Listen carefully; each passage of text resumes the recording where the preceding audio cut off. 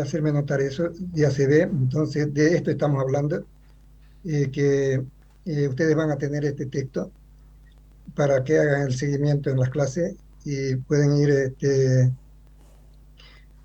podemos empezar a referirnos, decíamos, a una estructura pequeña, así como este puente peatonal, donde podemos utilizar maderas cortas, decíamos, ¿no? Y maderas cortas llamamos aquellas que tienen dimensiones menores a 2,10 m, o sea, eh, de por 3,18, 7 por 3,21, 7 pies de largo, ¿no? Y que el costo se reduce a la mitad, decíamos, ¿no? Y entonces aquí perfectamente podemos utilizar esa madera corta. Y hablábamos entonces de un tablero de 2 pulgadas que está orientado en la dimensión transversal, o sea, en Z, y una viga, que esa la viga llamamos aquella estructura de mayor dimensión, como ser esta que puede ser de 6 pulgadas por 12 pulgadas, por ejemplo, ¿no? Y ya eso llamamos viga. Después unos puntales, acá estamos poniendo un puntal al medio para eh, conectar un tensor de un extremo de la viga a otro, ¿no? En ambas vigas. Entonces ve que es una estructura mixta, ¿no? Donde vamos a tener entonces acero, vamos a tener madera, ¿no? Entonces ya vamos a ir haciendo esos pequeños proyectos donde intervienen entonces diferentes materiales. Este es un caso, ¿no? Cuando hablamos de madera, tenemos que referirnos también al secado de la madera. ¿Qué consiste ese secado de la madera? Cuando se corta un árbol, este tronco, cuando se va desdoblando la madera, cuando se va cerrando, cuando pasa por la primera fase que sería el aserrío, tiene un contenido de humedad bastante grande, ¿no? Y ese contenido de humedad, entonces se lo puede bajar en hornos de secado, que sería este, por ejemplo, ya para que se vayan mentalizando, tal vez pueden poner un negocio de este tipo, también un pequeño negocio ustedes, para que puedan arrancar cuando aquellos que tienen posibilidades de hacerlo, pueden tener una idea ya de cuáles son los componentes que se tienen para eh, bajar el contenido de humedad de la madera para la comercialización. Desde luego va a tener otro precio, ¿no? Generalmente para muebles, por ejemplo, tiene que tener una madera con un contenido de humedad menores a 12%. Para la exportación, lo mismo.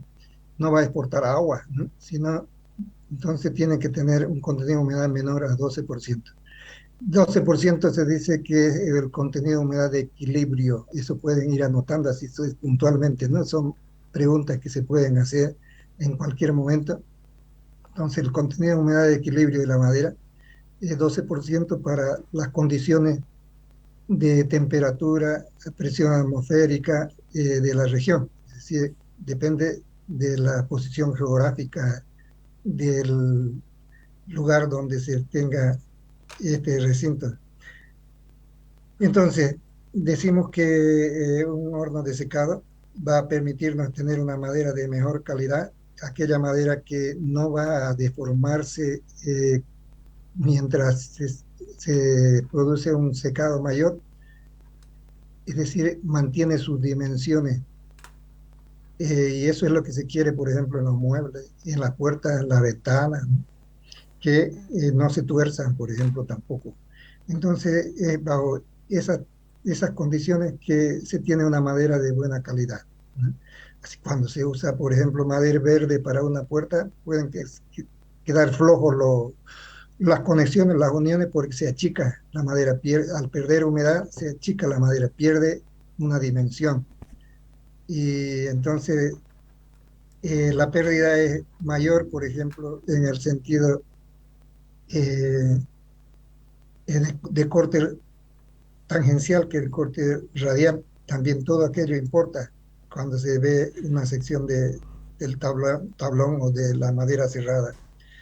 Entonces, teniendo en cuenta esa importancia, se plantea el hecho de tener un horno de secado. Este es un horno de secado. ¿Y en qué consiste este horno de secado? Si bien aquí está en transparencia, vamos a decir que las paredes tienen que ser de tal manera que les proporcionan un aislamiento térmico adecuado para que no haya pérdida, digamos, de calor importante. Tienen que ser paredes dobles, ¿no? Es decir, se hace entonces dos paredes y en el interior se pone o lana de vidrio u otro material que sea aislante térmico, ¿no? De esa manera entonces se ahorra energía, es decir, eléctrica si es que es un horno eléctrico o otro tipo de energía puede ser a gas, ¿no? Otro tipo de energía puede ser a vapor, por ejemplo, que como hay harta pérdida de madera en un aserradero, esa misma madera entonces se puede utilizar para calentar el agua y hacerla circular por tubería, que vamos a decir que esto es un radiador, ¿no? Arriba. Entonces se necesita un radiador en este caso para que eh, mantengamos el horno a una temperatura adecuada de acuerdo al programa de secado que se elabore para la especie. Entonces, te diríamos, un componente importante, el recinto, que serían las paredes con aislamiento térmico. Otro componente, cuando se trata de calentamiento por vapor, por ejemplo, tuberías acá que forman un radiador y elementos que van a servirnos para control del proceso, ¿no? Esta es una carga, es decir, aquí están apiladas las maderas, ¿no? Y el apilado lo vamos a ver más adelante, que son para que no se contacte cara a cara un tablero, hay que poner unos listones en forma transversal. Ustedes ya tienen que ir utilizando también su pensamiento, decir, enfocándolo en lo que les digo, para que vayan haciendo funcionar su imaginación. Entonces son tableros que están dispuestos, por ejemplo, hacia lo largo, pero transversalmente hay unos listones separadores que permiten que el aire circule entre tabla y tabla, entre grupos de tabla en una camada horizontal. ¿No? Entonces hay espacio para que circule el aire. Y entonces este es un apilado que se tiene para este caso. Aquí podría entrar otro paquete. El horno tiene que tener un drenaje porque aquí se genera humedad, es decir, la humedad que sale de la madera y va a tener que colectarse aquí en un canalito. Aquí hay un canal con una determinada pendiente para que lo llevemos fuera del recinto. Tiene que tener también otro elemento de control, como ser, por ejemplo, un higrómetro eléctrico, higrómetro eléctrico. Con X tienen que anotarlo. Escríbanlo de principio como lo entiendan y después vamos a verlo cómo debería escribirse correctamente. Higrómetro eléctrico. Aunque aquí lo tienen, pero tal vez por el tamaño no lo están pudiendo apreciar. Puedo agrandarlo, pero no tanto. Hasta ahí vamos a ver. Silogrómetro eléctrico sería este. Silogrómetro eléctrico. Silogrómetro eléctrico. ¿Para qué nos sirve ese silogrómetro eléctrico? Para poder insertar dos terminales acá del silogrómetro en la madera, hasta la mitad, digamos, si se puede, de la madera, 1 pulgada, si son de 2 pulgadas, 1 pulgada, insertarla y se hace pasar corriente eléctrica que va a estar conectada a una computadora aquí, ¿no? Desde donde vamos a hacer el control. Y se hace pasar corriente eléctrica, entonces eso se traduce en contenido de humedad y aquí nos puede mostrar la pantalla ya el contenido de humedad que tiene en ese momento la madera. Así entonces en todo el proceso, cualquier momento podemos estar viendo cómo es el progreso del secado, ¿no? Ese es un método que se utiliza. El otro sería, si no tenemos esto, dejar probetas de pequeña dimensión, por ejemplo, de 5 por 5 centímetros por 20 y a través de una ventanita que podemos poner estratégicamente dispuesta acá, sacar muestras y pesarlas, ¿no? Cada cierto tiempo ir pesando y, y de esa manera calculando el contenido de humedad que pierde la madera o el contenido de humedad con que está la madera en ese instante. Luego tenemos eh, lo que viene a ser el control de temperatura, ¿no? Este es un termómetro corriente, normal, corriente, que marca la temperatura real dentro de la cámara. Y este es un termómetro con un bulbo que se conecta a través de filamentos de algodón a un recipiente de agua, ¿no? Recipiente de agua para que el agua por capilaridad suba y quede embebido el- la, la parte baja del termómetro, haciendo que haya una variación de temperatura por la humedad y por la evaporación que se está causando en este momento en ese bulbo. Y esa gradiente se dice, ¿no? La diferencia de la lectura de este termómetro con este otro nos da el contenido de humedad dentro de la cámara. Contenido de humedad, pero dentro de la cámara, ya no dentro de la madera. Este es para la madera, esto dentro de la cámara. Si llega un momento tal que este se humedece también, por ejemplo, el contenido de humedad, la lectura va a ser la misma y entonces empieza a llover, dice adentro, ¿no? No es eso lo que queremos, otra vez se moja la madera, ¿no? Tiene que haber por eso un gradiente de secado, un control.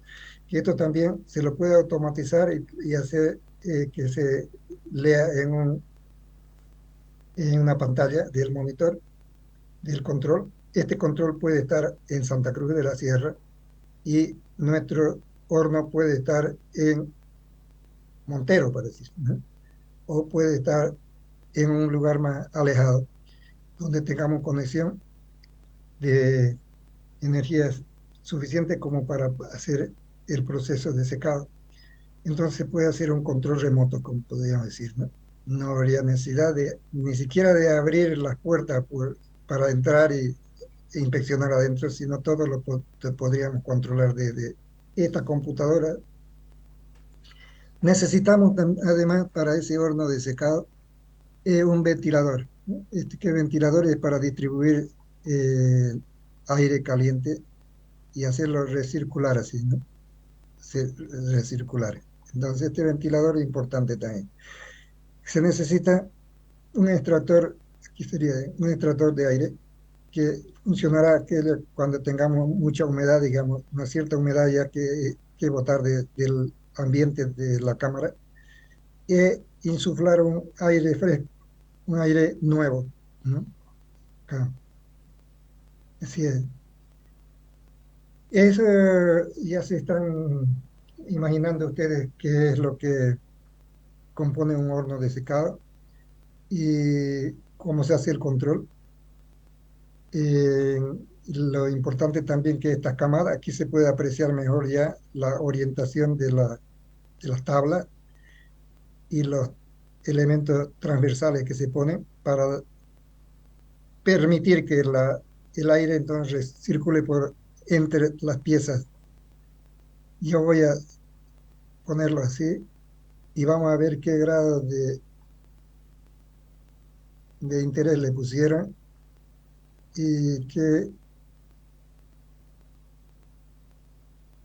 para que se vayan ambientando ya también la participación. A ver, Claudia Graciela, a ver, me va a decir, va a hacer algunas preguntas que ustedes responden en pocas palabras.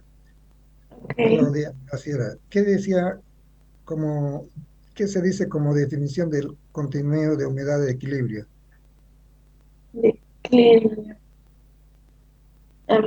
Bueno, ahorita estaba hablando del contenido de humedad y no, lo que nos hicieron anotar es que para que tengamos una madera estable para el uso continuo, que teníamos que tener el 12% como nuestra base para el equilibrio de la madera.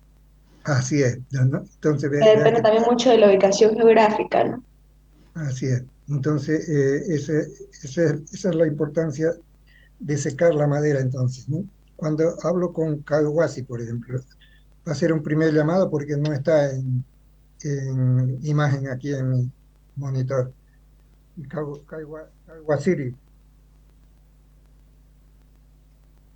un llamado, entonces no está. Ya vamos al tercer llamado, ya lo borro de la lista de la presencia en este día. Ah, apareció, dice Kawashiri. Bueno, Kawashiri, ¿qué decíamos como componentes, por ejemplo, del horno de secado? ¿Cómo deberían ser las paredes? Este, pucha, no le presté atención a esa parte, ingeniero, disculpe. Ya. Ah, Nova.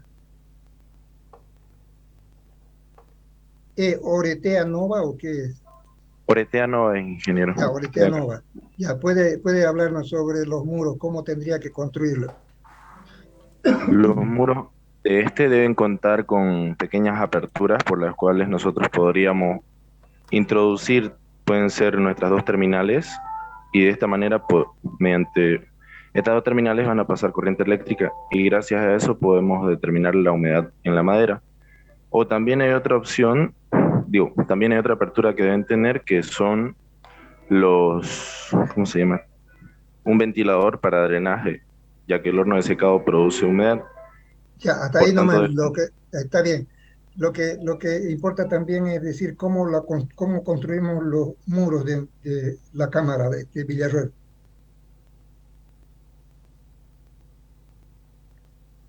Villarroel, Ponce. Buenos días, ingeniero. Buen día. Usted mencionó que la construcción de las paredes tenía que ser dobles y la pared interna tenía que ser de lana de vidrio o otro aislante térmico. Ya, más bien entonces dos paredes y en el medio poner aislante térmico, ¿no? Ujú. Ya, está bien. Cuando hablamos con Flores Ramírez, de cómo determinamos el contenido de humedad dentro de la cámara del ambiente. Va a estupar, ingeniero, no atendí esa parte. Ya, David Trigoso, Tampoco tampoco le entendí esa parte, ingeniero. ya. Vamos a tener suerte con Peñalosa Guzmán.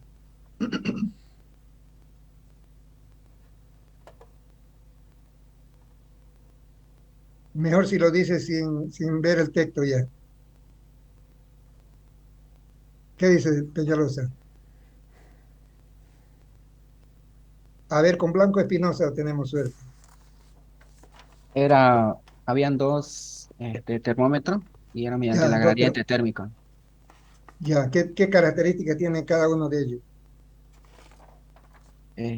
Llegan a medir la temperatura del ambiente dentro del horno.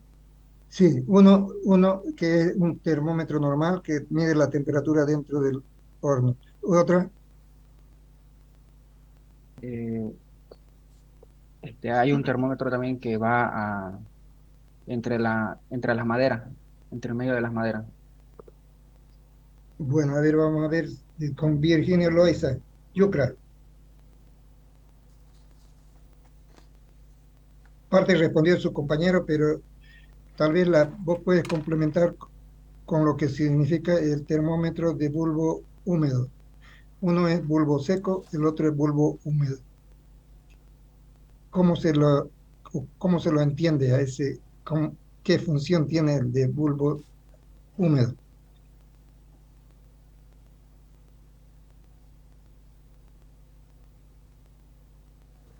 ¿Y cómo se entiende que tiene que hacerse para que cumpla esa función? Torres Peña Elías.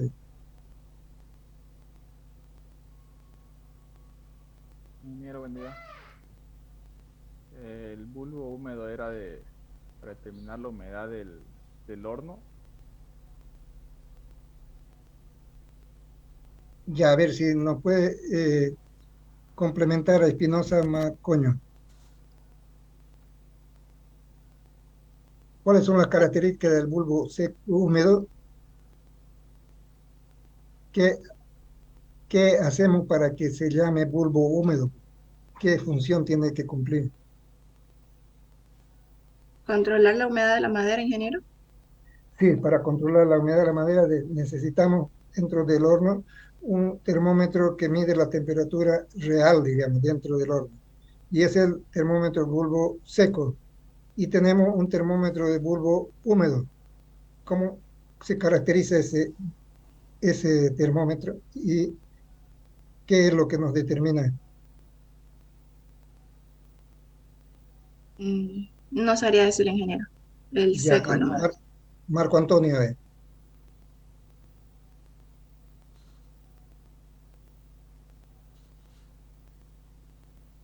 Méndez Aracena.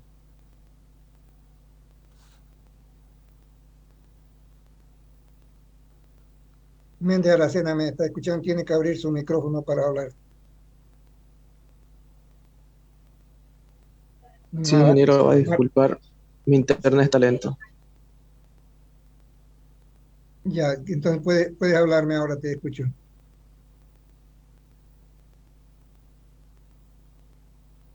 Bueno, se perdió. Gutiérrez León Gerson.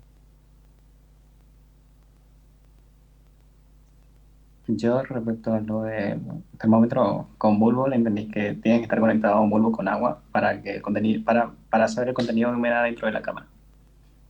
Eso es, pero entonces, ¿cuál va a dar mayor temperatura? ¿El bulbo seco o el bulbo húmedo? El bulbo seco. Mayor temperatura, así es. El otro se enfría por la evaporación porque está absorbiendo humedad, está rodeada de humedad. ¿Y cómo se hace que esa humedad envuelva al bulbo? ¿Te has fijado ahí en el esquema de alguna manera? Recuerda entonces cómo está el gráfico. Eso es importante porque vos puedes fabricar un bulbo húmedo. Tiene un recipiente, decía, ¿no? De agua. Pero ¿cómo se conecta el agua del recipiente con el bulbo? El bulbo no está sumergido dentro del agua, ¿no? ¿Cómo se produce esa conexión? Ya, Martínez Rojas, a ver, nos va a ayudar. No sabría responderle, ingeniero. Entonces hay un Rodríguez Alejandro que está mostrando solamente su cielo falso. No está presente. Arnés Coronado. Complemente esa información, Coronado. No supiera decirle, ingeniero. Ya, Corcos Díaz Sara.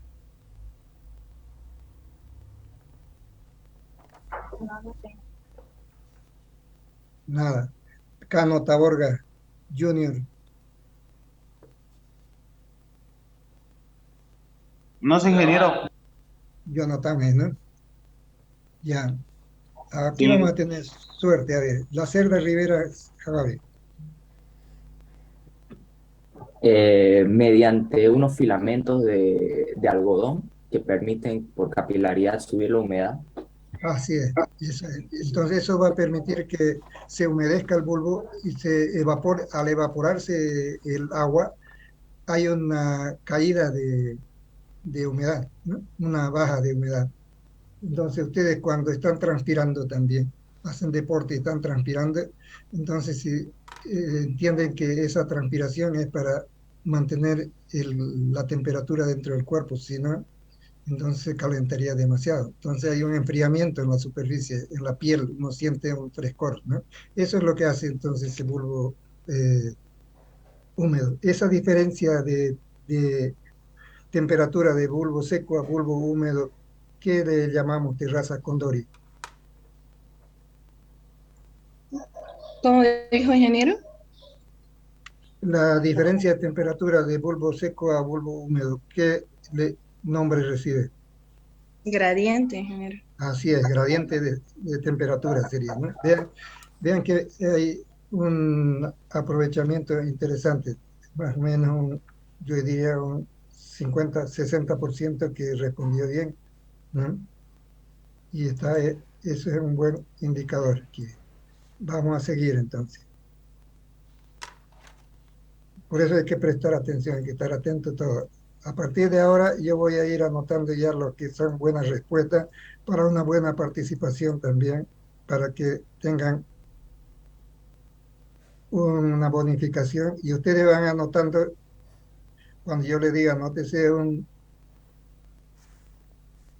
una participación buena, yo también anoto y ustedes hacían un control cuando finaliza el semestre, entonces yo les pregunto, hacemos una constatación de los datos y ustedes me dirán, tengo 10 participaciones, yo voy a ver si es que se registraron todas o no, entonces vamos a ver un doble control de esa manera. Entonces, hablando ahora de lo que nos importa también como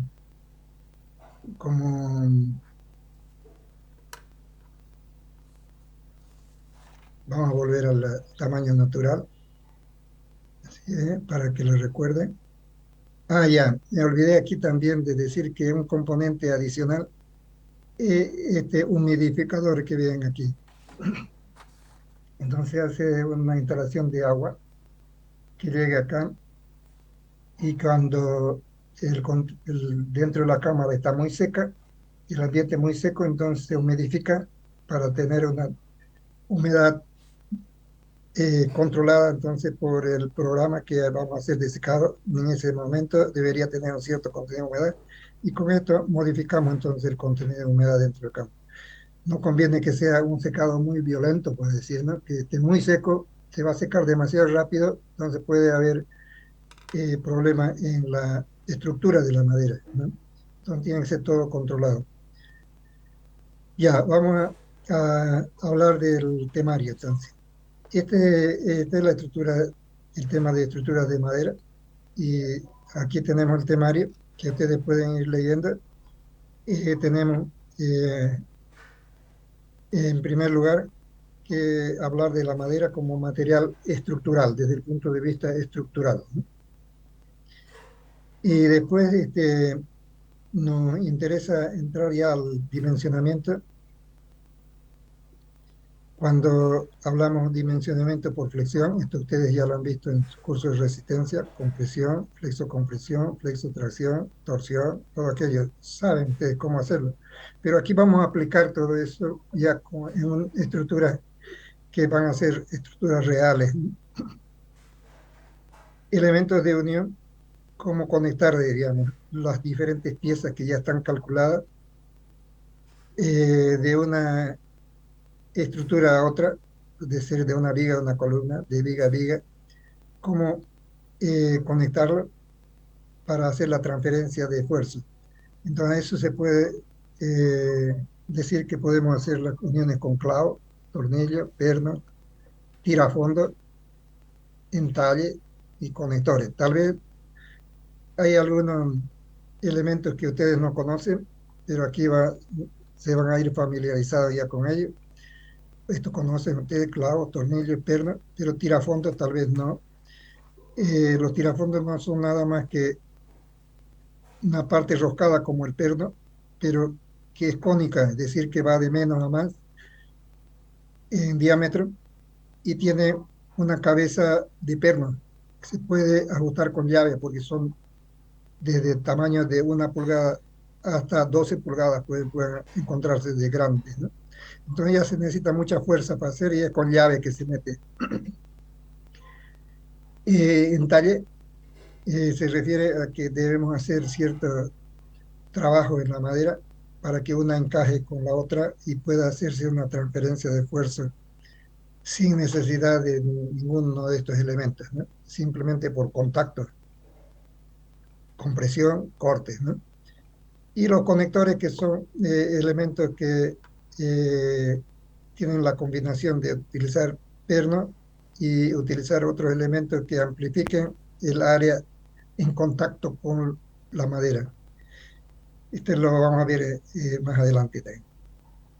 En lo que nos va a interesar, una vez que hayamos hecho todos estos elementos de unión, elementos de compresión, elementos de flexión. Entonces nos va a interesar la cubierta como parte de la estructura de una vivienda, por ejemplo, o de un edificio. Entonces, ¿cómo resolvemos esa estructura para cubierta? ¿Qué características debe tener? Por ejemplo, hablamos de pendiente ahí, el techo debe tener una cierta pendiente para que el escurrimiento de las aguas se dé con facilidad, pero no solamente el agua, sino que al movimiento del agua también acarrea todas las partes que se depositan, como ser hojas, como ser polvo, ¿no? Arena.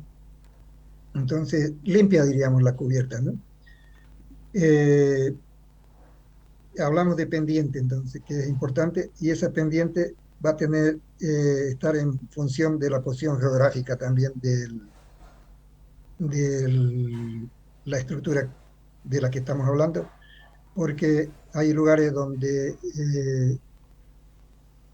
hay bastante precipitación pluvial y hay lugares donde es muy escasa, ¿no? Para hablar, por ejemplo, en la parte de Río Grande hacia el sur, ¿no? Podemos decir que son 80 milímetros de precipitación anual. En cambio, en Santa Cruz tenemos 1200, ¿no? Está en la parte de Montero, por ejemplo, Minero, Santa Cruz de la Sierra como ciudad, y todos los alrededores, ¿no? Como 1000 a 1200. Y en el Chapare, por ejemplo, se tiene 3000, y en algunos casos excepcionales mayor a eso, ¿no? Entonces, la cubierta tiene que estar o digo, la pendiente tiene que estar en función de esas características también, por la posición geográfica que tiene. Hay lugares, por ejemplo, donde no llueve, ¿no? El sur de Potosí, por ejemplo, ¿no? En el caso del Perú, toda esa costa, y Chile también, toda esa costa, las precipitaciones son muy escasas, ¿no? Entonces, tiene importancia eso. Otro tema que luego vamos a abordar es el tema de encofrado. ¿Qué son los encofrados? Podríamos decir acá, así como para iniciar, diríamos que son las estructuras que dan forma a la estructura de concreto, ¿no? O sea, son moldes, diríamos, que dan forma a las estructuras de concreto. Pero no solamente de concreto, podría ser de yeso, cualquier otro material también, pero principalmente concreto es lo que nos interesa. Eso es encofrado, entonces, son moldes. ¿Qué materiales podemos usar? Entonces podemos decir que madera, principalmente fue como elemento principal fue la madera. Ahora se utiliza también bastante ya el encofrado metálico, cuando son obras repetidas de significativa importancia también.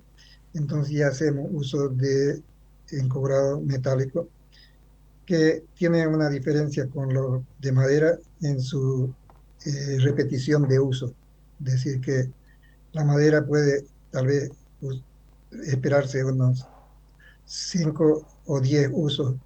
En cambio, la estructura metálica podríamos decir que indefinido ya, ¿no? Es decir, con buen mantenimiento. Igual para la estructura de madera, de los encofrados, cuando se desencofra, hay que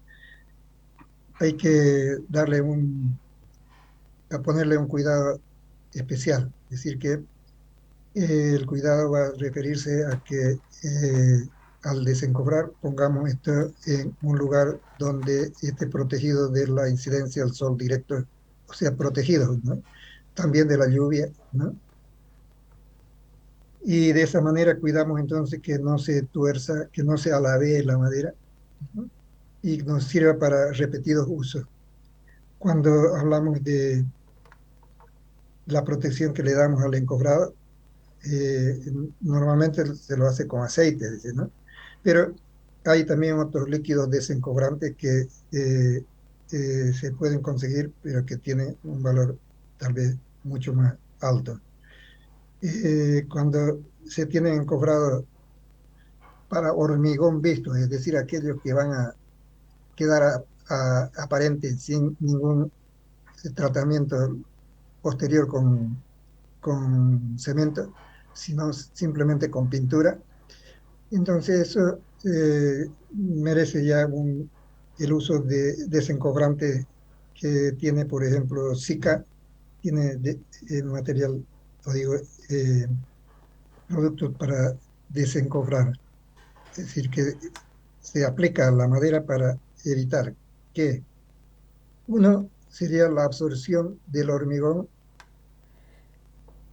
o sea, la absorción de la madera, más bien, ¿no? De la madera, del agua de constitución del hormigón, ¿no? Y lo empobrece al hormigón, diríamos. Ustedes saben que la relación agua-cemento es importante. Entonces, si modificamos la relación agua-cemento, aunque sea en la parte de la superficie del encofrado, seguramente que eso va a estar con una resistencia mucho menor y puede entonces poner en exposición la armadura, por ejemplo, ¿no? Y la armadura puede oxidarse o puede desprenderse con el mismo, la misma adherencia del encofrado al hormigón, ¿no? Cuando se desencofra. Entonces eso es lo que evita esa protección, pero evita también que la madera entonces se humedezca tanto que pueda ser, que perjudique ya su uso posterior, es decir, que se alaree, que se tuerza. Todo aquello entonces es importante entenderlo de esa manera. Cuando hablamos de encofrados, podemos decir que vamos a tener cuantías diferenciadas, tanto para cimiento, para columna, para viga, para losa, para muro y para depósito de agua, por ejemplo, ¿no? Van a ser diferentes las cuantías de madera. Y lo que se acostumbra en los presupuestos es establecer entonces una cantidad de madera por metro cúbico de hormigón para establecer los costos. Ustedes han llevado seguramente ya la materia para poder entender perfectamente esto. Y entonces podríamos decir de que para cimiento va a entrar poca madera, ¿no? Vamos a hacer bastante volumen significativo de hormigón, pero con poca madera, ¿no? Y de columna sí va a tener significativa cantidad de madera. Para hablar de números, para decir, cimiento podría ser 30 pies cuadrados por metro cúbico. Para columnas podrían ser 140 pies cuadrados por metro cúbico. Vean ahí la diferencia, ¿no? Entonces el costo no va a ser lo mismo de una zapata, del hormigón zapata, que de un hormigón para columna. Para vigas también entra bastante bien, tanto como las columnas. Para losa un poco menos, podríamos decir 80 kilos por metro cuadrado. Para muro, para depósitos de agua, habrá que establecer lo que llamamos cuantificar. Entonces va a significar ahí una relación de cantidad de madera en pie cuadrado por metro cúbico de hormigón. Eso nos sirve para elaborar nuestro presupuesto.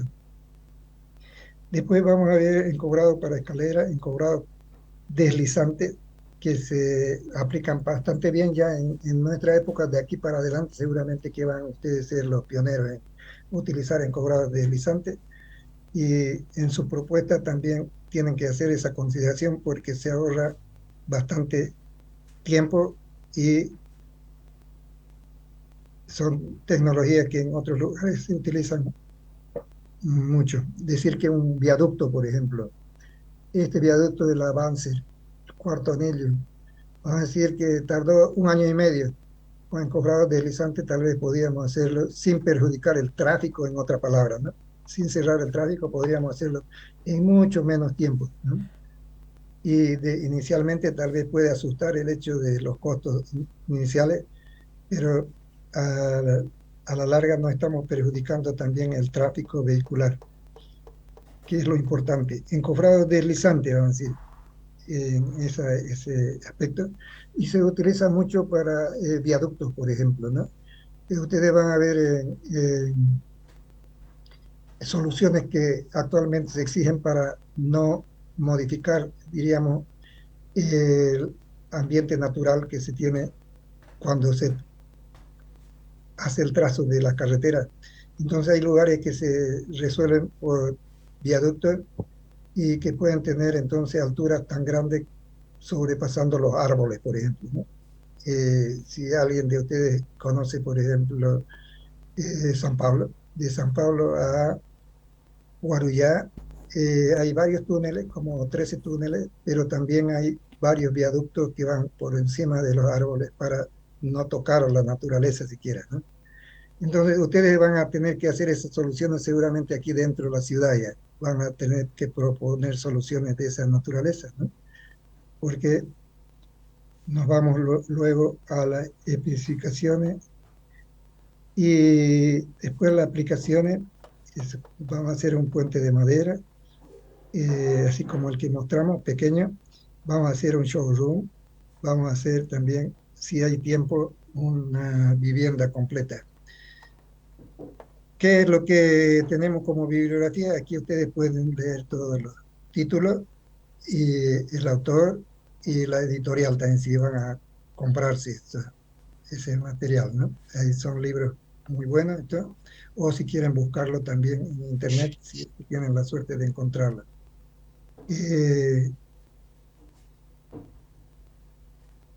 En los temas, entonces, aquí vamos a ver así en forma rápida un repaso de lo que vamos a ver en las clases posteriores, porque me parece que siguen inscribiendo todavía alumnos y seguramente que la próxima clase ya vamos a tener el número de alumnos que realmente vamos a tener en el semestre, ¿no? Entonces, ahora vamos a hacer un repaso simplemente así ligero de lo que tenemos y la importancia que le vamos a dar a cada tema.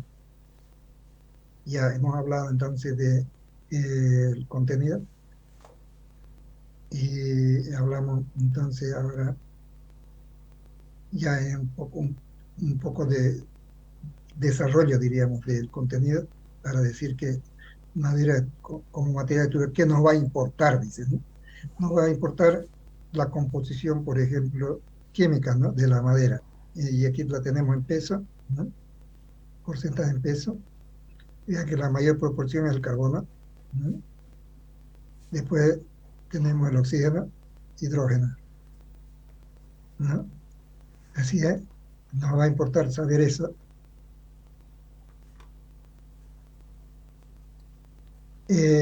También la composición química, así como tal vez ustedes van a poder entenderlo mejor, entendiendo que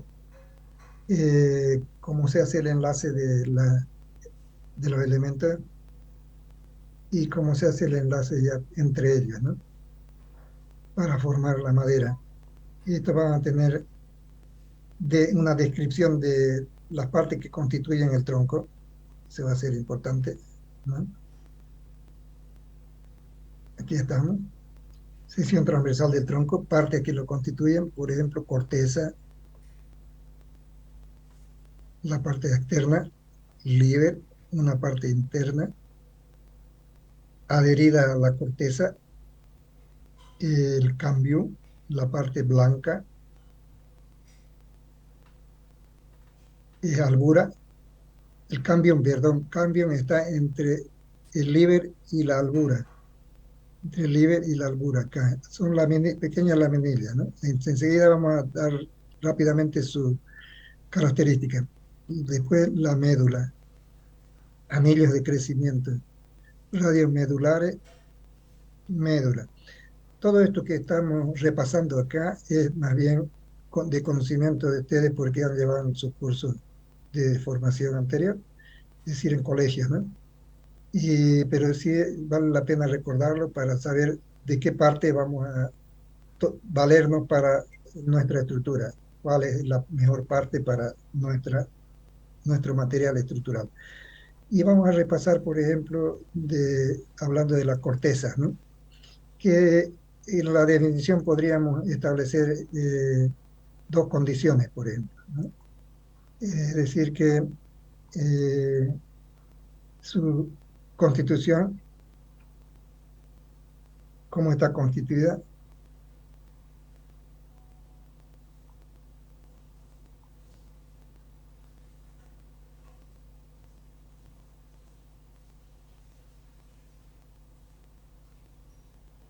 y su función.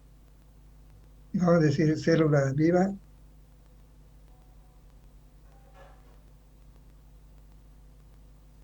Y su función acá.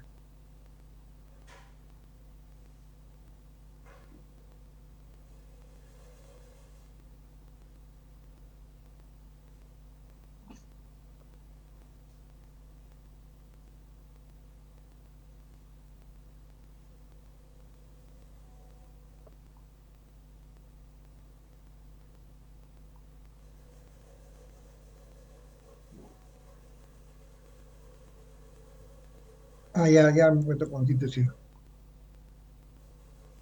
Funciones aquí.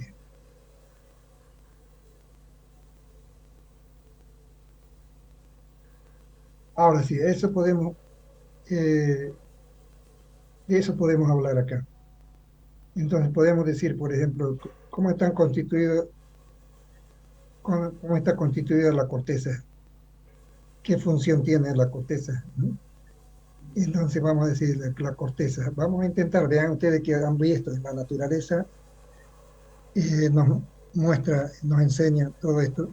Tenemos que tener la curiosidad de preguntarnos, entonces, qué función tiene cada una de las partes, ¿no? Y esto ya les digo, ustedes han llevado en su curso de secundaria.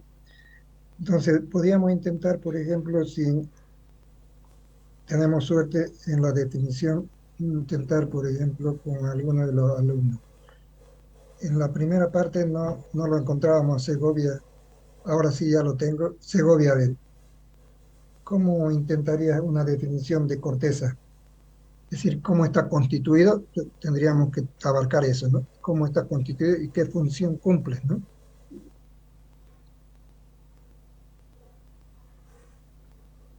Está contenido por núcleo. No, ¿qué tipo de células? ¿Vivas, muertas, agonizantes?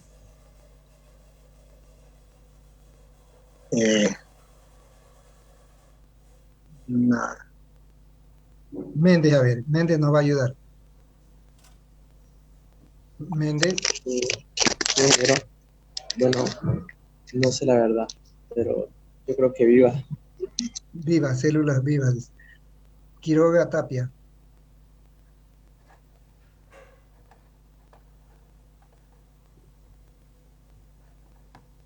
Tiene que abrir su micrófono. Quiroga, Tapia. Sí, ingeniero. Sí.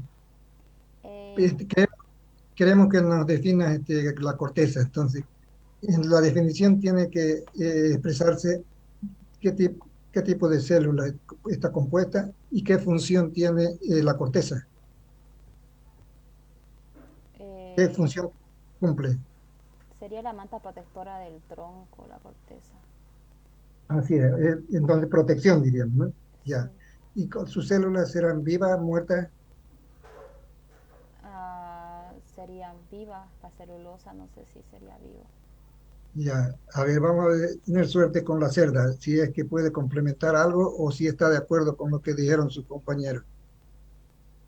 Yo creo que la corteza es la parte que protege al interior de la madera. Entonces, me arriesgaría a decir que son células muertas. Células muertas, ¿no? Y Alvarado Arao Josefat, ¿qué diría? ¿Está de acuerdo con lo que dijo la cerda? No, buen día, ingeniero. Yo que tengo entendido, o sea, es la cobertura que tiene la madera y esta se puede regenerar, por ende tiene células vivas. Ya, células vivas, dice. Está bien. Entonces, me parece que de todo lo que se ha dicho, entonces podemos rescatar de que son células que, o digo, la corteza tiene la función de protección, eso está bien. Protege, ¿qué, Alvarado? ¿De qué protege al árbol? O sea, de todo tipo de infección. Podría ser una infección que pueda llegar a la madera. Es lo más directo que podría venir, porque podría explicarlo, digamos. Ya. Entonces está bien. Podríamos decir que está constituido por células muertas y que tiene como función la protección. Su función de protección, ¿no? Así podríamos decir aquí. Así podemos sacar como conclusión, dice. Entonces, ¿qué vamos a poner para esta, no? Estamos hablando de la parte de la estructura. Y aquí vamos a decir que esta célula muerta, vamos a decir.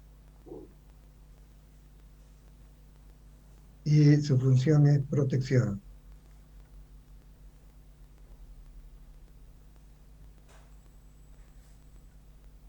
Protección. Y estamos hablando de qué, aquí vamos a poner. Estamos hablando de la corteza.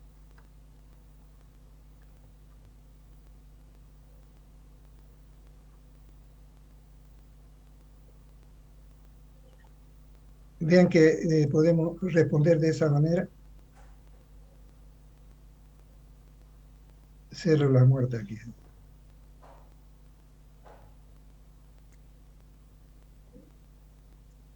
Para que no estemos escribiendo cada rato eso. Aquí vamos a decir que célula, ¿no? Constitución, célula.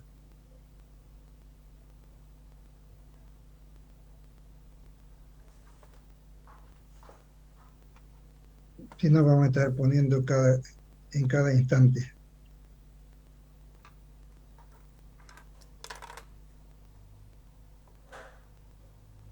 Muerta vamos a poner aquí, ¿ven? Está mejor. Ahora nos vamos a la otra parte, aquí. Libre. ¿Sí?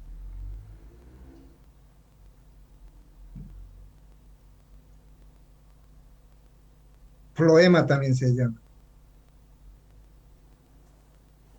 Libre, tal vez ustedes lo conocen por floema.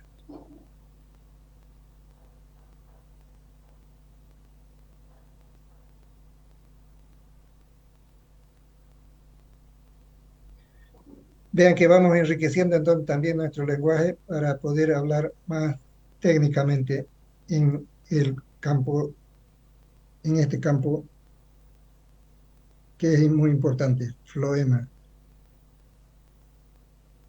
Entonces estas son células ya activas.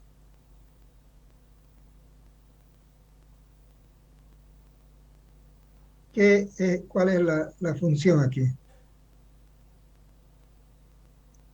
Decimos que el líbero, ustedes cuando penetran en la corteza se encuentran la primera camada con el líbero y si lo punzonan, comienza a salir una sustancia lechosa ya, ¿no? Entonces eso es lo que vendríamos a llamar ¿qué? Cualquiera puede responder ahora. Savia. La savia, ingeniero. Transporte a la savia. Savia, sí es la savia entonces, ¿no? Entonces, ¿qué tiene como función? Es transporte, dice. ¿Qué transporta la savia? Es de transporte. Aquí ya ustedes pueden aumentarle savia, ¿no?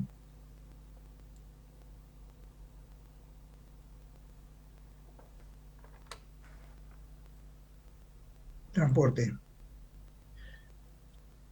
La savia, pero esta savia, a diferencia de otra que vamos a ver enseguida, se llama savia elaborada. Savia elaborada. Y tiene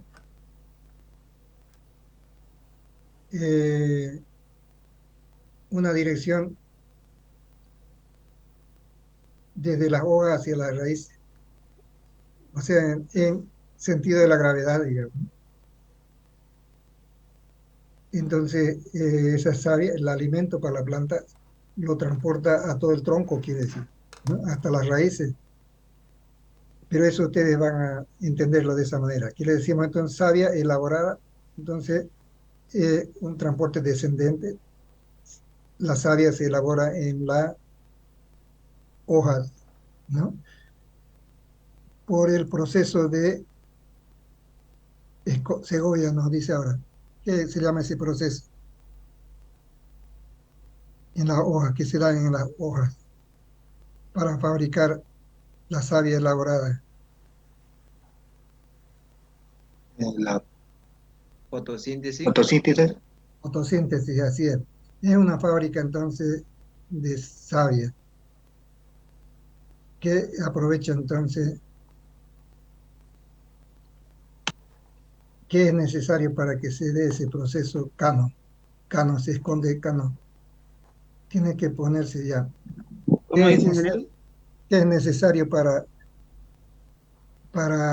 que se dé el proceso de la fotosíntesis? ¿Presencia de qué? Del sol, Sol, agua, agua,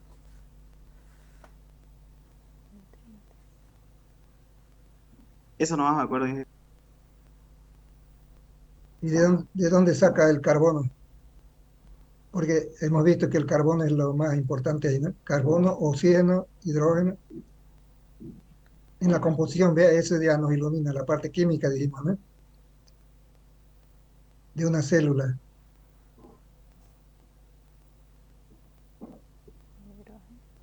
¿Quién puede decir algo?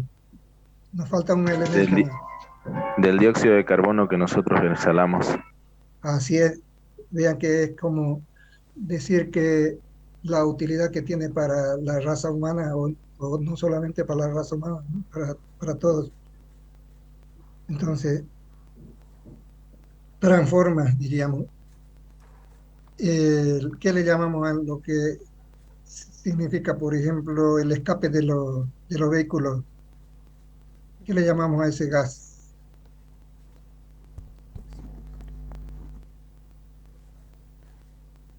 Hay monóxido de carbono, hay dióxido de carbono. ¿Qué sería el que escapa de los gases de la combustión? Dióxido de Monóxido de carbono. carbono.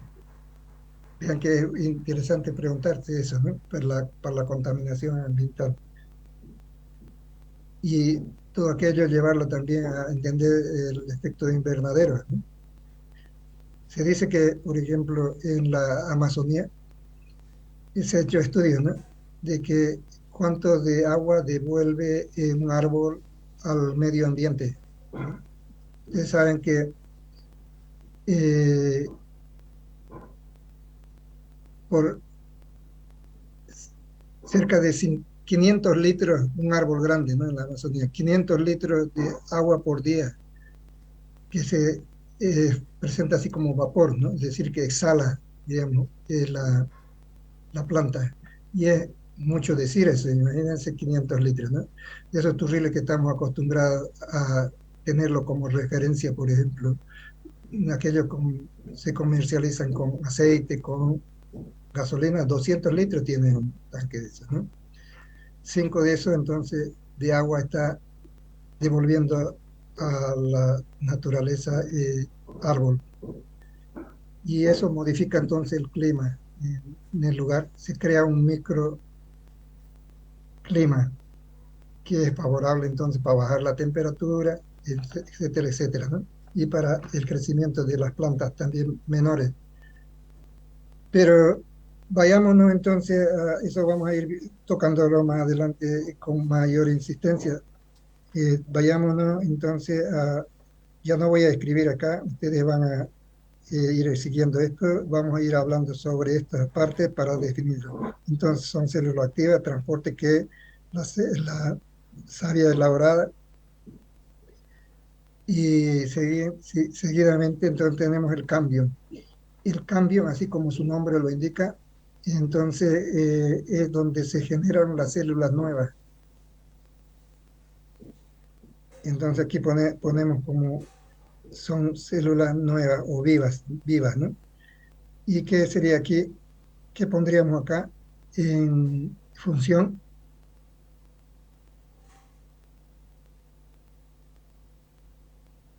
¿Qué pondríamos en función si se generan células nuevas?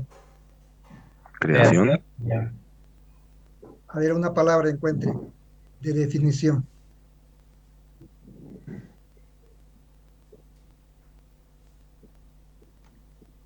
¿Cómo se hace la generación de células nuevas? ¿Cómo se hace la generación de células nuevas?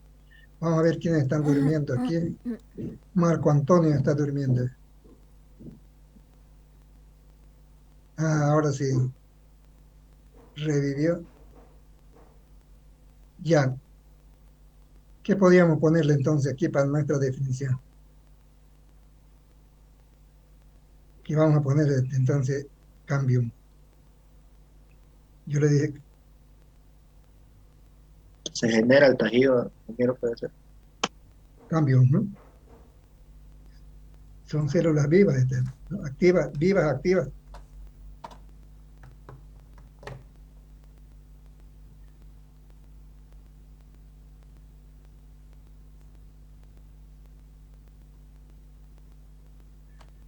¿Y cómo se da ese proceso?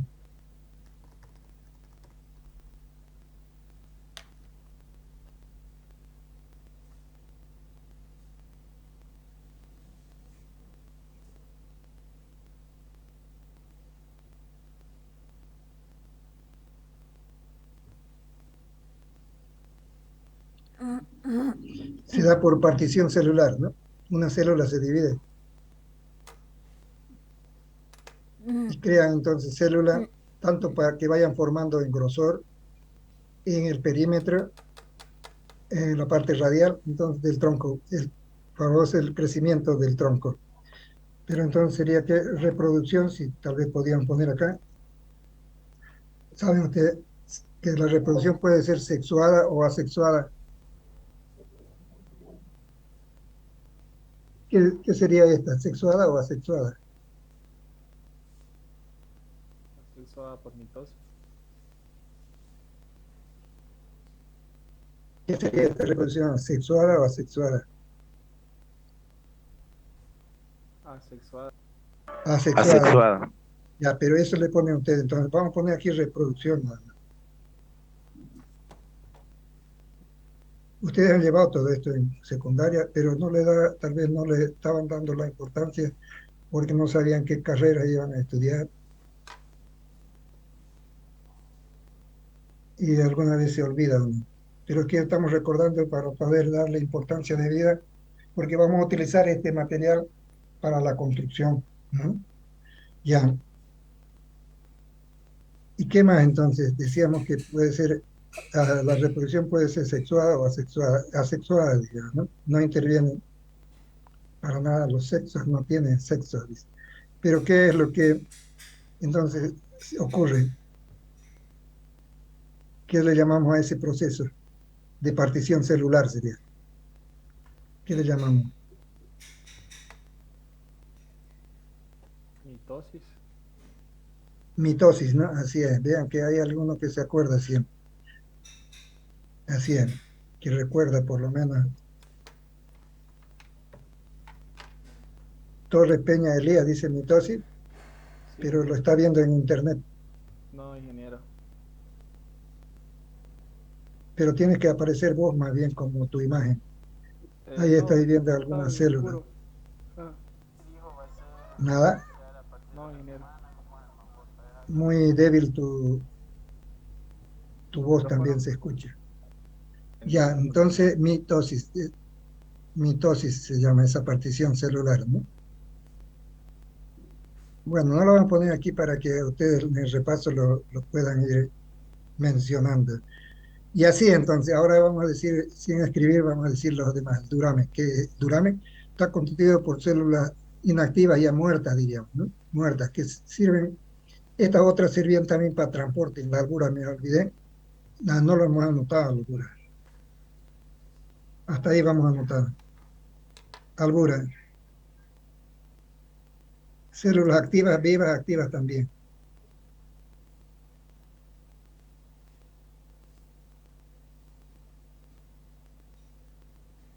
Y su función va a ser transporte también.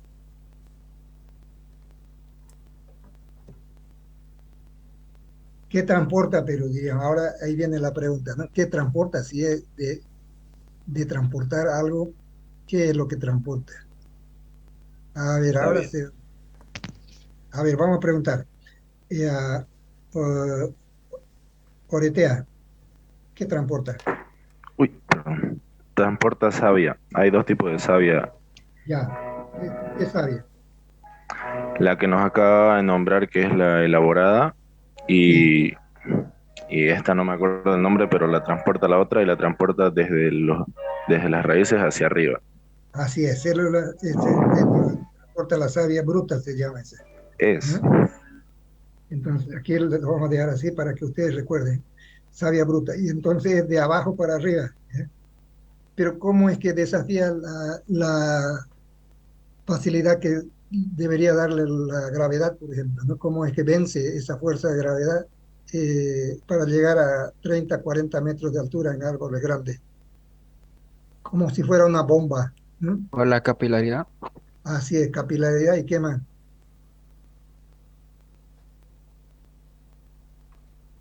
Algo más ocurre. ¿Quién es el que dijo capilaridad? No lo noté por Aquí, acá.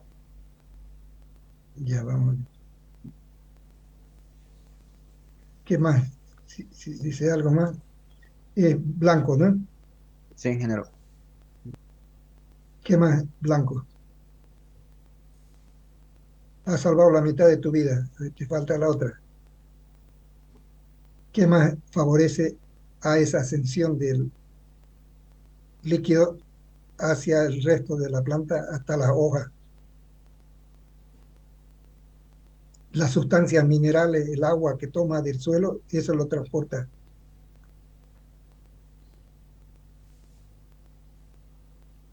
Pero ¿cómo se facilita ese transporte? Bueno, decimos venciendo la gravedad, es por capilaridad, en cierta medida, hasta cierta ascensión podría tener, pero después de eso ya no más. Entonces, así como nosotros transpiramos, la planta también transpira por exudación, diríamos, ¿no? Entonces, es como abrir una válvula arriba y los tubitos que llevan el agua, entonces, por la presión ya que se reduce, entonces se produce la ascensión y ahí es donde devuelve, decíamos, la planta el agua que no utilizó, el agua en demasía, devuelve el ambiente, ¿no? Eso vamos a escribirlo aquí. Y lo último sería duramen, ¿no? De lo más importante, ¿no? Duramen. Quería escribirlo esto, pero vamos a terminar.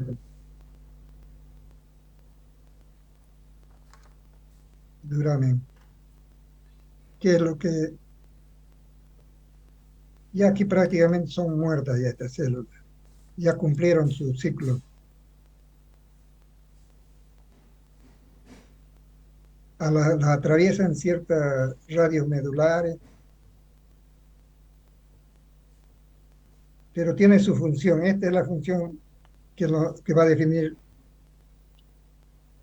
este grupo de células que están agrupadas en este color oscuro de acá, ¿no? ¿Qué es lo que transporta? Muerta, duramen, ¿qué es su característica? Entonces, ese era transporte. ¿Qué será? Vamos a preguntar a alguien de aquí que nos ilumine. Puede haber un iluminado.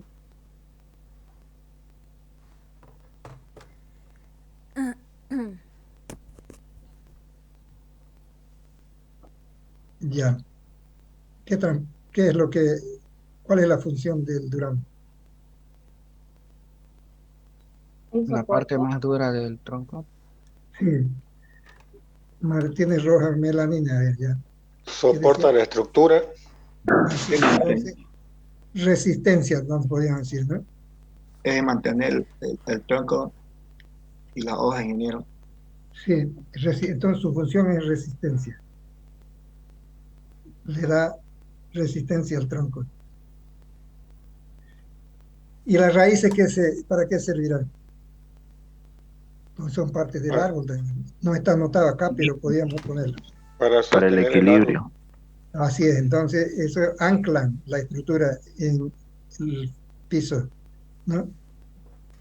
Ustedes van a ver que es interesante las raíces de una palmera, por ejemplo, ¿no? Cuando vayan excavando hay muchas superficiales así, después se va formando un bulbo, es todo un bulbo de raíces, miles de raíces, ¿no?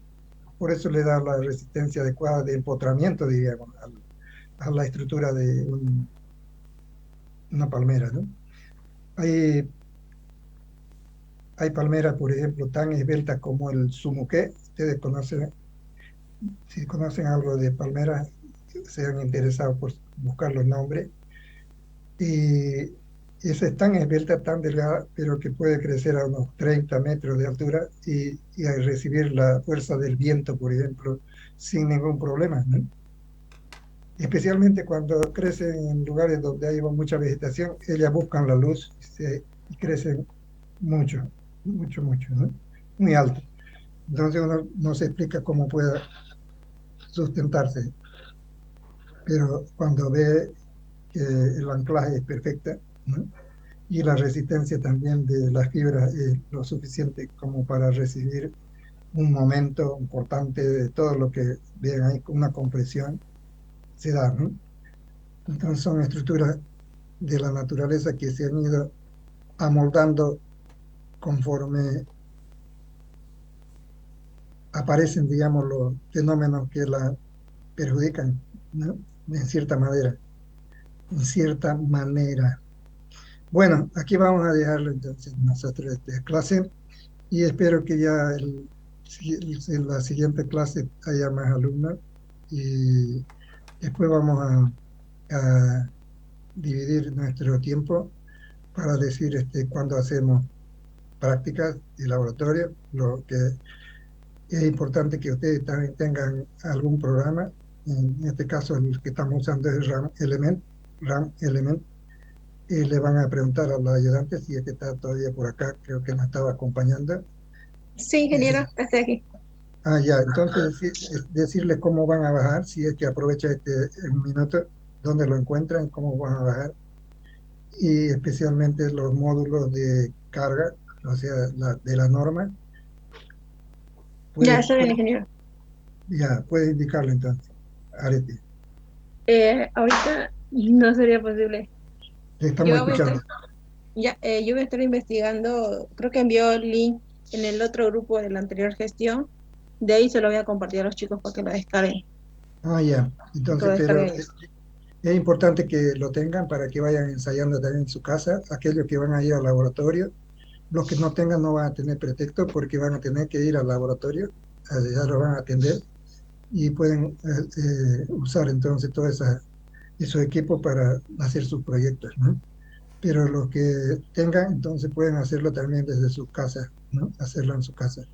Entonces es importante que tengan el programa y así se van introduciendo entonces las herramientas que nos facilitan el cálculo, es decir, nos ahorran tiempo, más bien decir, pero el ingeniero sigue siendo el principal actor, diríamos, en esto, porque en la estimación de carga, interpretación del resultado, siempre va a intervenir, ¿no? Porque a un programa te puede darle datos errados también y le va a dar entonces soluciones erradas. Y entonces eso es lo que vamos a ir haciendo desde tal vez de la siguiente semana. Y por el momento sería eso. Yo les voy a poner en la plataforma los textos para que ustedes lo tengan y vamos a tener un texto para, decían, el general de estructura de madera. Vamos a tener un texto que es para esta plataforma virtual, que es el que les mostré, que estamos siguiendo.